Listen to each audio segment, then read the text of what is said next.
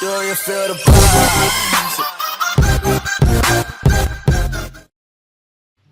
Yo, what's up guys? Today Clash Royale announced balance changes, and let's go and check them out. So they're not live yet, they're coming out live on the 24th, which is one day from when I'm recording this. And the first one's pretty obvious, the Royal Ghost. It's the newest card in the game, and also the strongest card in the game. So they're making the damage 6% lower, and the invisibility delay from 0.7 seconds to 1.2 seconds. So this is after it kills a unit. It basically went invis instantly afterwards. They're making that 0.5 seconds slower, so it can't just be invis going from troop to troop killing them. And the hit speed is also going down 0.1 seconds, so it attacks slower. In this next one, Zappies, it can hit ground and air instead of just ground, so they're going to be much stronger on defense and will be used a lot more.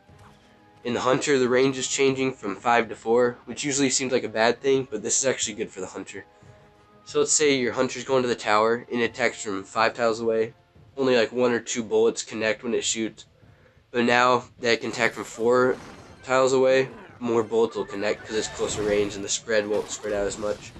And also the bullet spread is going to be smaller now, which also helps it. It makes it more of like a single target unit and less of a splash for defense. And the projectile range still stays at 6.5.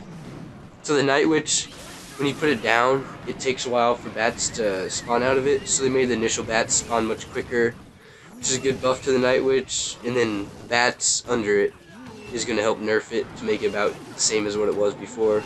And the bats hit speed went from 1 second to 1.1 seconds, so they attack slower.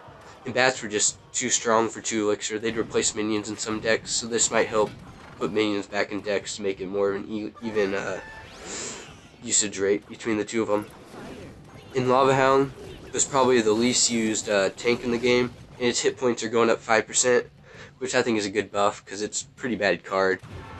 In the Goblin Hut, it's becoming more and more popular, but they're changing the spawn speed to 5 seconds for each Spear Goblin, which will result in 1 less Spear Goblin, which isn't too big of a deal, but it might affect some decks. And these next two, the Mini Peck and Lumberjack, they're both getting hit points of 7% more.